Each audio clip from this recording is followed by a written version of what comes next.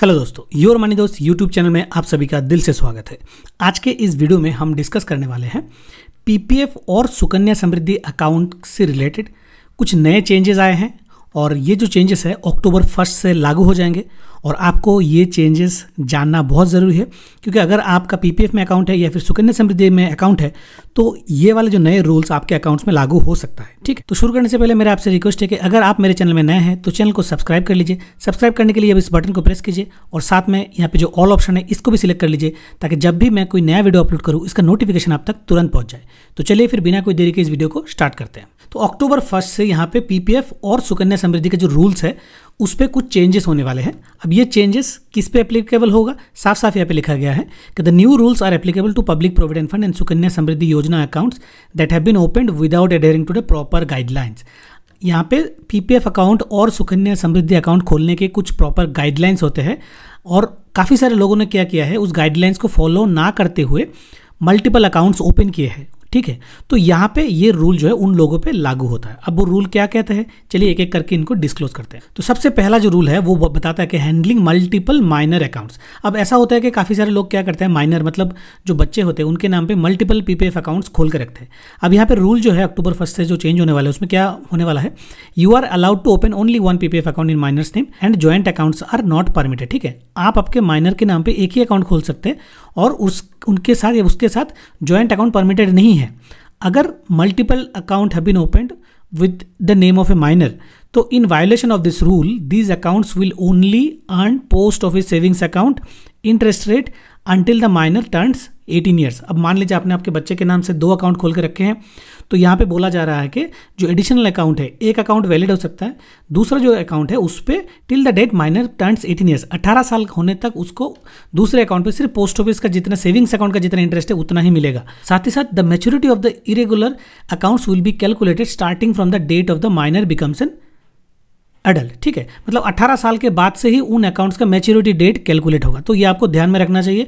अगर आपने अपने माइनर के नाम पे मल्टीपल अकाउंट्स ओपन करके रखे तो 1 अक्टूबर के बाद से आपके ऊपर ये रूल्स लागू होने वाले हैं।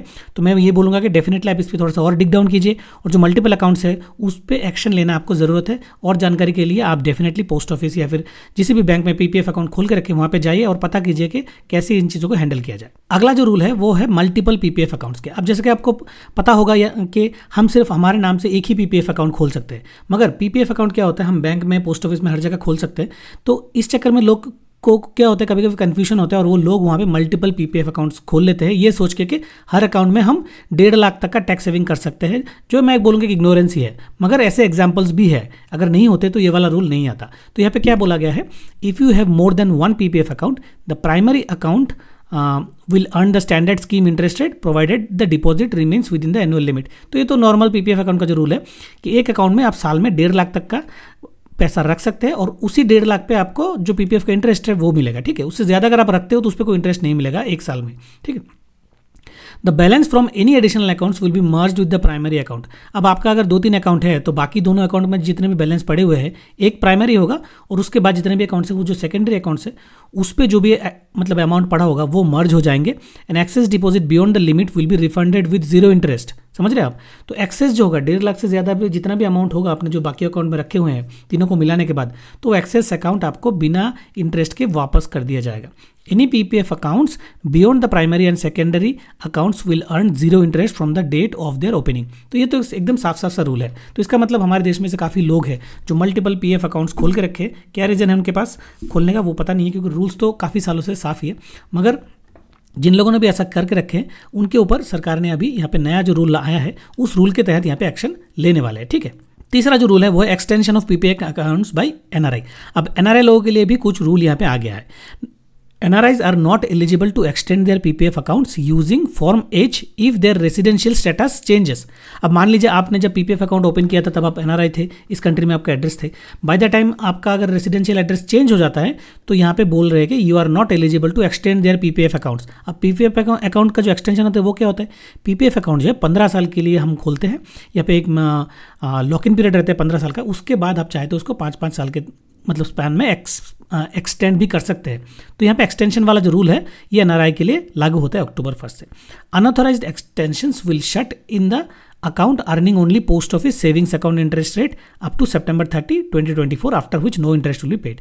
तो यहाँ पे ऑलरेडी जो इस रूल के तहत अकाउंट एक्सटेंशन नहीं हुए होंगे उनमें उनको भी निकाला जाएगा और उनको टिल सितंबर 30, 2024 तक क्या किया जाएगा, पोस्ट ऑफिस का सेविंग्स बैंक का अकाउंट जो इंटरेस्ट है वो इंटरेस्ट उस पर लागू होगा और उसके बाद उन अकाउंट्स पे जितना भी पैसा जमा है एक्सटेंशन वाले अकाउंट में उनमें कोई भी इंटरेस्ट नहीं मिलेगा। तो अगर आप एनआरआई है तो डेफिनेटली आपको इन पॉइंट्स पे ध्यान देना चाहिए जो अक्टूबर 1 से चेंज होने वाले हैं, ठीक है। नेक्स्ट जो पॉइंट आता है वो आता है सुकन्या समृद्धि अकाउंट से रिलेटेड। अब हमको पता है कि सुकन्या समृद्धि अकाउंट जो है हम मतलब एज ए पेरेंट्स भी ओपन कर सकते हैं, गार्डियंस या फिर ग्रैंड पेरेंट्स भी ओपन कर सकते हैं, ठीक है। तो यहाँ पे क्या बोला गया है कि if SSI account Sukanya Samriddhi accounts are open by grandparents who are not legal guardians, the guardianship must be transferred to the rightful legal guardian such as the survival parent or legally appointed guardian. तो यहाँ पे Sukanya Samriddhi account खोलने के time अगर आप parents या फिर legal guardian नहीं होते हो, ग्रैंड पेरेंट्स होते हो, तो यहाँ पे लीगल गार्डियन मेंशन करना बहुत ज़रूरी होता है। जिन जिन अकाउंट्स पे ये मेंशन नहीं है तो यहाँ पे बोला गया है कि उन अकाउंट्स को गार्डियनशिप मस्ट बी ट्रांसफर्ड। तो जो प्रॉपर जो लीगल गार्डियन है उस बच्ची का, तो उस लीगल गार्डियन को डेफिनेटली ट्रांसफ़र कर दिया जाए, ठीक है। अब अगला रूल है सुकन्या समृद्धि से, वो क्या है, exceeding the Sukanya Samriddhi account limit. A maximum of 2 Sukanya Samriddhi accounts can be open within a family for 2 children. अब 2 बच्चों के लिए एक अकाउंट में मैक्सिमम 2 ही सुकन्या समृद्धि अकाउंट खोल सकते हैं। If more than 2 accounts have been opened the extra account will be closed as they are considered to be opened in violation of the scheme guidelines, ठीक है। तो ये चीज़ ध्यान में रखनी होगी कि अगर आपके परिवार में 2 से ज़्यादा बच्चे हैं, मतलब बच्चियां हैं, और आपने यहाँ पे 2 से ज़्यादा बच्चों के नाम पे अकाउंट्स खोल के रखे हैं, तो एज पर द रूल यहाँ पे यही बोला जा रहा है कि 2 से ज़्यादा जो एक्स्ट्रा अकाउंट है उसको मतलब क्लोज कर दिया जाएगा क्योंकि ये रूल्स के वायलेशन है, ठीक है। तो ये थे कुछ पॉइंट्स, ये थे कुछ की पॉइंट्स जो सुकन्या समृद्धि अकाउंट और पीपीएफ अकाउंट से रिलेटेड है जो अक्टूबर 1 से यहाँ पे चेंज होने वाले हैं, जो रूल्स यहाँ पे चेंज होने वाले हैं। अब आपके दिमाग में अगर ये सवाल आ रहे हैं कि ये ऐसा क्यों हो रहा है या फिर कैसे ये ट्रेस होगा, तो ये क्या हो रहा था कि previously there was no effective mechanism to track unauthorised account, but अभी जैसे पैन और आधार का लिंकेज हो गया तो जिसके चलते हमें ये सारे ट्रैकिंग करना बहुत ज़्यादा ईजी हो गया है। अब आज की डेट में आप कोई भी पीपीएफ अकाउंट खोलो या फिर सुकन्या समृद्धि अकाउंट खोलो, आपको यहाँ पर आधार नंबर और पैन नंबर ये सब देना पड़ता है, जिससे ये ट्रैकिंग बहुत ज़्यादा ईजी हो गया है। और it is crucial to follow government regulations when opening, मतलब कोई भी अकाउंट हो ताकि किसी भी तरीके का आपका लॉस ना हो, ठीक है। तो 1 अक्टूबर से ये सारे रूल्स जो है लागू होने वाले हैं, तो आप ज़रूर ध्यान रखिए। अगर आप इनमें से कोई भी रूल्स के तहत आते हो तो मैं चाहूँगा कि आप थोड़ा सा डीप डाइव करें और ये जो भी करेक्शंस आपको लेना है फटाफट जाके करेक्शंस ले लीजिए। गवर्नमेंट के रूल्स में अगेंस्ट जाके आपको कोई फायदा नहीं होने वाला। आपका जो भी पैसा जमा है वो उसमें आइदर कम इंटरेस्ट मिलेंगे या फिर कोई इंटरेस्ट नहीं मिलेगा, तो जल्दी से उन पैसों को क्या करना है अकॉर्डिंग टू गवर्नमेंट रूल्स आप उसको एडजस्ट कर लीजिएगा, ठीक है। तो इस वीडियो में बस इतना ही। अगर आपको वीडियो पसंद आया है तो उसको लाइक और शेयर कर दीजिएगा। चैनल में अगर आप मेरे नए हैं तो चैनल को सब्सक्राइब कर लीजिएगा। तो चलिए फिर मिलते हैं नेक्स्ट वीडियो में, तब तक के लिए take care and good bye.